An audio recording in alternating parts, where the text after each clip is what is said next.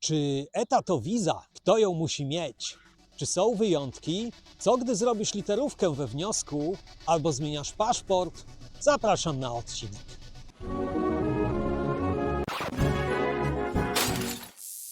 System ETA już działa. Podobno jest prosty, ale wielu ludzi nadal nie wie, czy musi aplikować, jak to działa i co robić, gdyby coś poszło nie tak.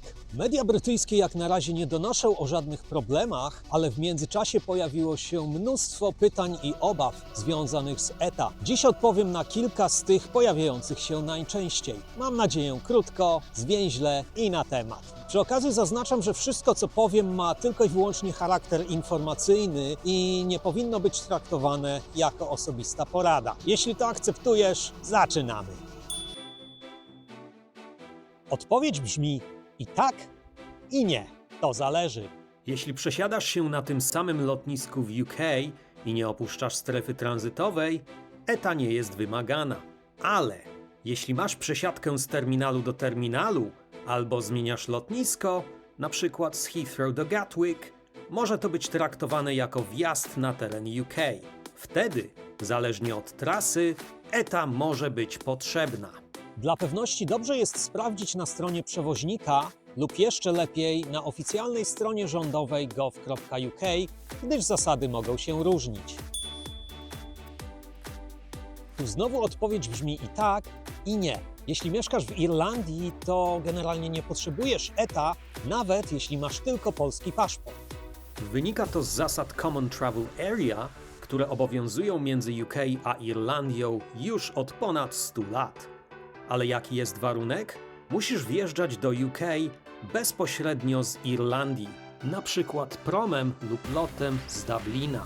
Natomiast w przypadku podróżowania z każdego innego miejsca na świecie poza Irlandią, twoja irlandzka rezydentura jest już niestety niewystarczająca i musisz się starać o ETA.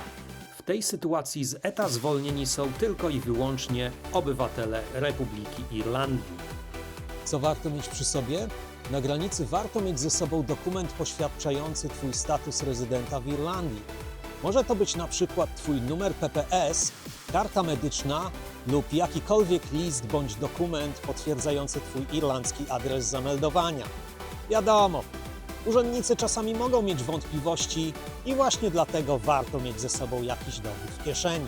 Przy okazji, jeśli chcesz dowiedzieć się więcej na temat Irlandii oraz Common Travel Area, polecam mój filmik na ten temat. Link jest w rogu ekranu oraz w opisie pod tym filmem.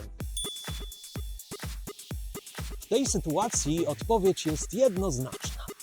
ETA jako elektroniczny dokument jest przypisana do numeru paszportu, który jest używany przy składaniu wniosku. A zatem jeśli zmieniasz paszport, musisz też złożyć nowy wniosek o ETA. Takie są zasady, nawet jeśli dane osobowe się nie zmieniły.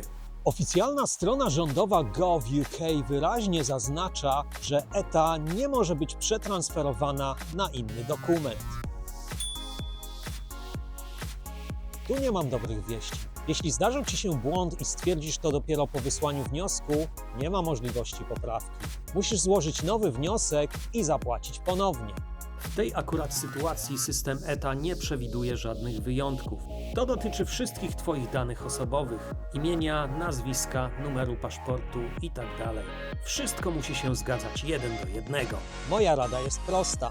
Zanim klikniesz przycisk Submit, dokładnie sprawdź swoje dane 2 razy. Pamiętaj też, że system nie akceptuje polskich znaków, jak również innych znaków specjalnych, na przykład ukośnik. Czy wiesz, że zdecydowana większość widzów oglądających mój kanał nie subskrybuje go? A zatem jeśli oglądasz mnie regularnie i uważasz moje filmy za wartościowe, daj łapę w górę, poza tym kliknij w suba i dzwoneczek. Dla Ciebie to raptem 3 kliki myszką, a dla mnie to ogromna pomoc w rozwoju mojego kanału. Z góry dziękuję, a my jedziemy dalej. W tym wypadku mam akurat dobre wieści, gdyż ETA w tej sytuacji nie jest konieczna. Warunkiem jest, że na granicy UK wylegitymujesz się swoim brytyjskim paszportem.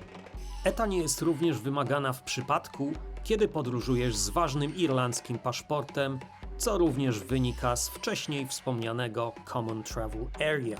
Natomiast jeśli masz 2 inne paszporty, na przykład polski i kanadyjski, musisz sprawdzić, czy dany kraj, którego paszportem chcesz się posługiwać, jest objęty systemem ETA. Kolejna ważna informacja to to, że paszport, który wpisujesz we wniosku ETA, musi być tym samym, z którym wjeżdżasz do UK. ETA jest ważna przez 2 lata lub do końca ważności Twojego paszportu, zależne od tego, co nastąpi wcześniej. Czyli jeśli paszport kończy się przykładowo za 5 miesięcy, ETA również wtedy traci swoją ważność. Zatem jeśli wiesz, że niedługo kończy ci się paszport, dobrze by było najpierw go wymienić, a potem zająć się ETA. Dzięki temu oszczędzisz sobie drugi wniosek. W trakcie okresu ważności z ETA możesz wielokrotnie wjeżdżać na terytorium Zjednoczonego Królestwa. A zatem, jeśli planujesz więcej niż jedną wizytę na Wyspach w ciągu obowiązywania Twojej ETA, warto by było rozważyć wcześniejsze wyrobienie nowego paszportu, o czym wspominałem wcześniej. Odpowiedź jest prosta i jednoznaczna. Zdecydowanie tak. Nawet niemowlak potrzebuje mieć własne ETA. Ponieważ do złożenia wniosku o ETA potrzebny jest osobisty paszport każdego podróżującego, nie ma możliwości złożenia wniosku o ETA dla dziecka wpisanego w paszporcie rodzica. Innymi słowy, każde dziecko, nawet niemowlę, musi mieć własny paszport, aby ubiegać się o ETA. System nie robi wyjątków, bo każdy wjeżdżający do UK musi być zarejestrowany w systemie ETA. Odpowiedź brzmi jak najbardziej tak i to już podczas odprawy, zanim przejdziesz do kontroli bezpieczeństwa. Jeśli na tym etapie nie będziesz miał albo ważnej ETA w paszporcie lub też wystąpią jakieś problemy, linia lotnicza ma pełne prawo odmówić Ci wejścia na pokład. To trochę jak z kartą pokładową. Możesz mieć uśmiech, bagaż i paszport, ale bez ETA zostajesz na lotnisku. Z drugiej jednak strony ETA była początkowo przewidziana również dla pasażerów przesiadających się na lotnisku w UK, którzy nie przechodzą kontroli paszportowej i nie opuszczają strefy tranzytowej. Dopiero po interwencji przewoźników udało się wywalczyć zwolnienie z tego obowiązku dla tranzytowców.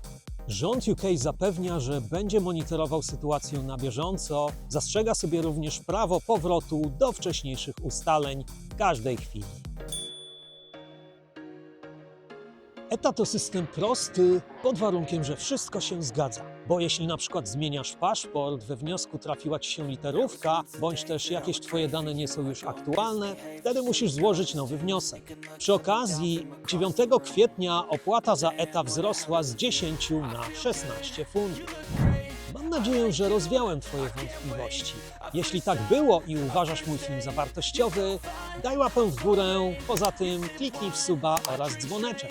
A jeśli nadal masz jakieś pytania, pisz śmiało w komentarzach. Być może nakręcę drugą część Q&A. Na koniec zapraszam Cię jeszcze do obejrzenia innych moich filmów z serii Podróż do UK 2025.